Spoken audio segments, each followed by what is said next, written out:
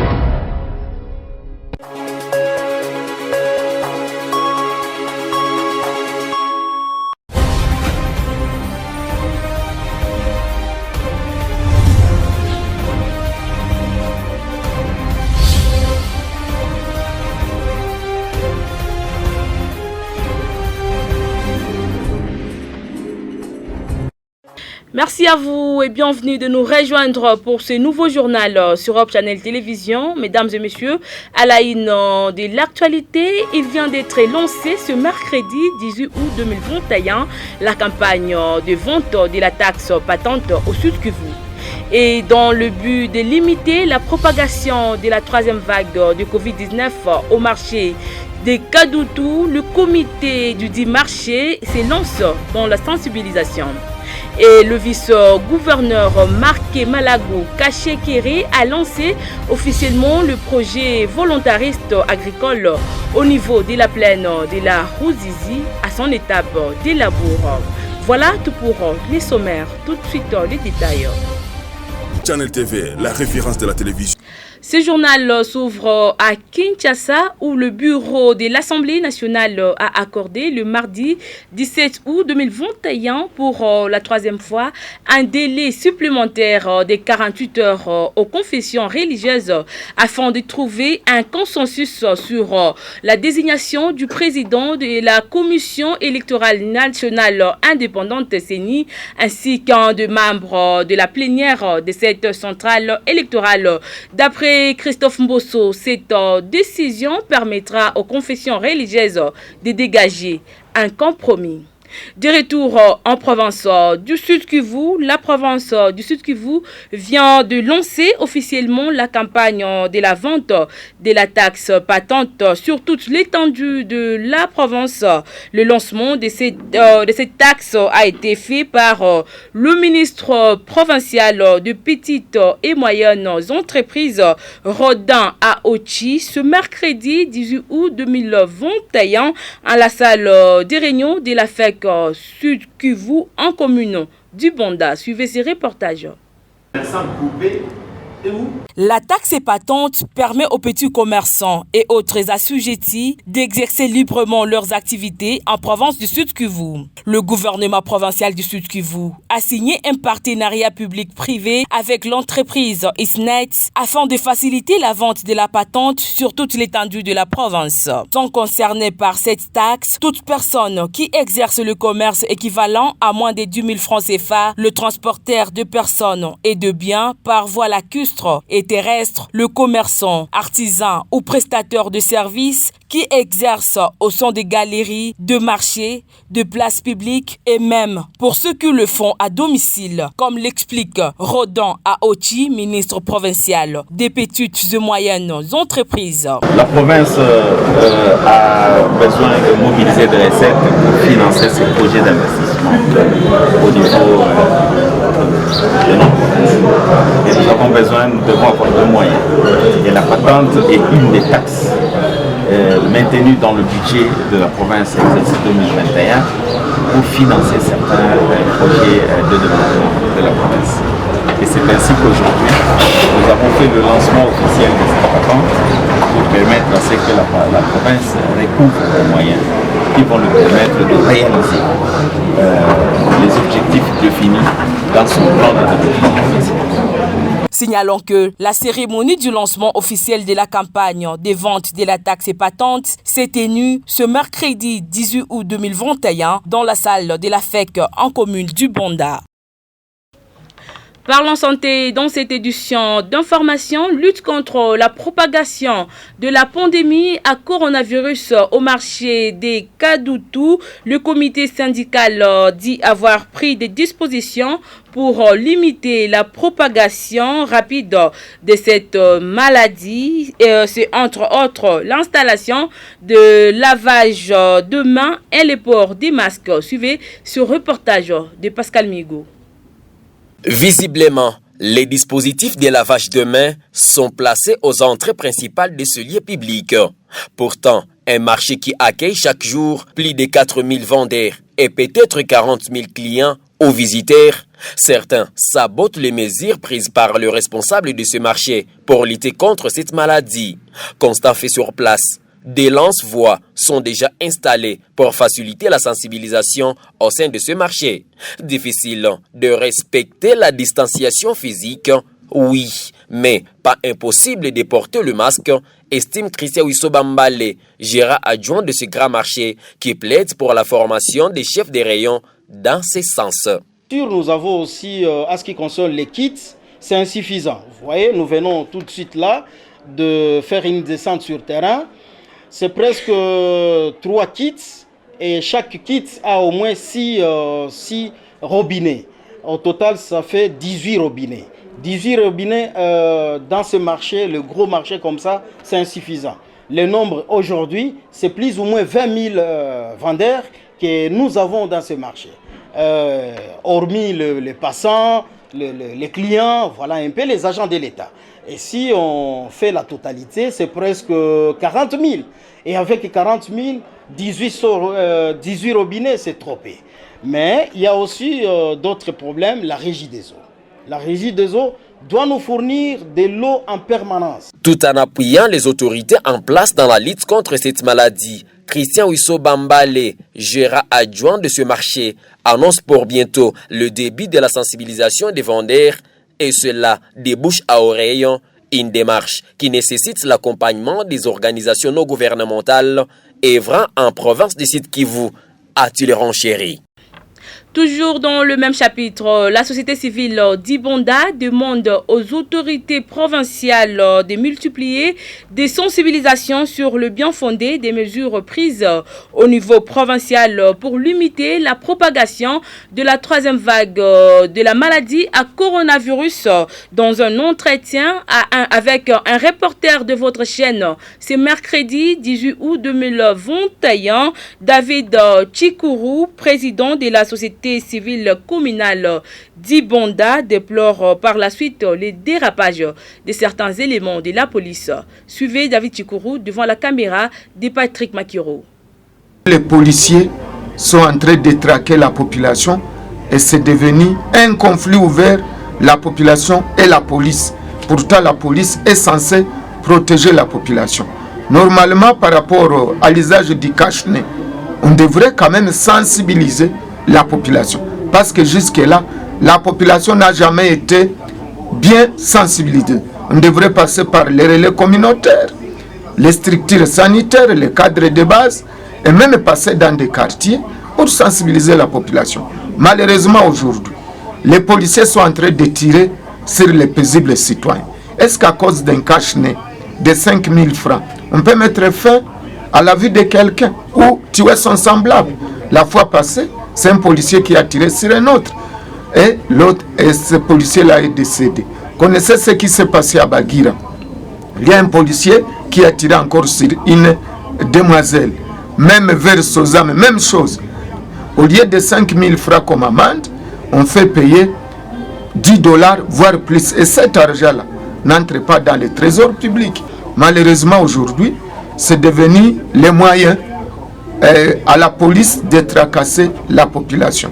D'une société civile à une autre, le bureau de coordination de la société civile du Sud Kivu appelle les conseils provinciaux de la jeunesse au calme et à privilégier le dialogue. Juvenal Louchoulé, membre du bureau de coordination, l'a dit à un reporter de votre chaîne ce mercredi 18 août 2021 en réaction sur le divergence observée au sein du bureau du conseil provincial de la jeunesse et c'est là malgré l'implication du ministère, dit-il. Suivez.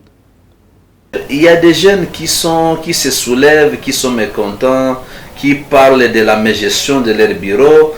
Bien sûr, s'il y a mégestion, moi je crois, nous savons que la présidente, Madame Joëlla, est encore à Kinshasa et n'est pas à Bukavu. S'il y a des soulèvements, s'il y a des accusations, c'est question de l'attendre parce que même si les autorités pouvaient les écouter, on ne peut pas écouter une partie, on doit écouter les deux parties. Et la partie Joëlla Sambo n'est pas encore à Bukavu, on doit l'attendre comme présidente. S'il y a des accusations, elle doit aussi se défendre. Si ce sont ces jeunes-là qui se soulèvent, qui ont raison, on doit les écouter. Mais s'ils font quelque chose de contraire à ça, nous, comme bureau de coordination de la société civile, nous les condamnons. Parce que nous leur demandons d'être apaisés. Ils doivent d'abord patienter l'arrivée du président. Sinon, elle ne va pas rester éternellement à Kinshasa. Elle doit bien sûr rentrer.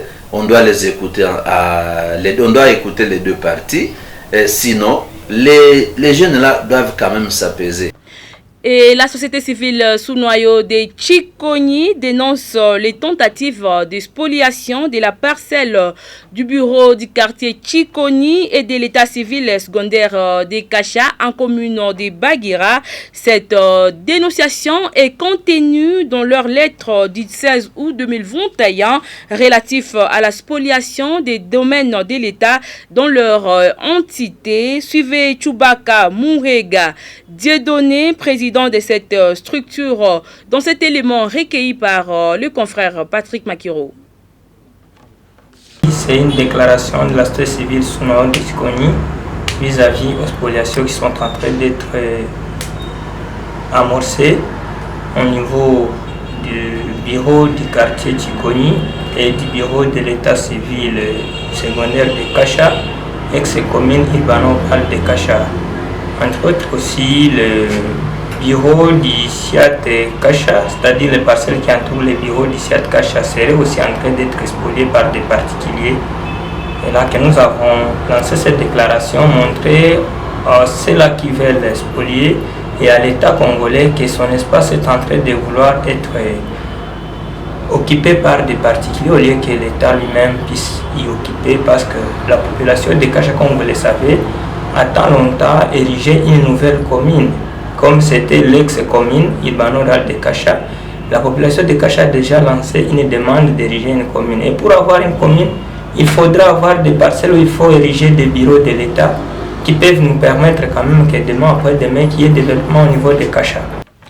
Et la Ligue des consommateurs du Congo Kinshasa, Likoski, salue la décision du gouvernement congolais, celle de baisse du prix du billet d'avion sur toute l'étendue de la République, et dénonce en outre le mauvais comportement de certaines compagnies qui font payer les clients même les escales lors du voyage.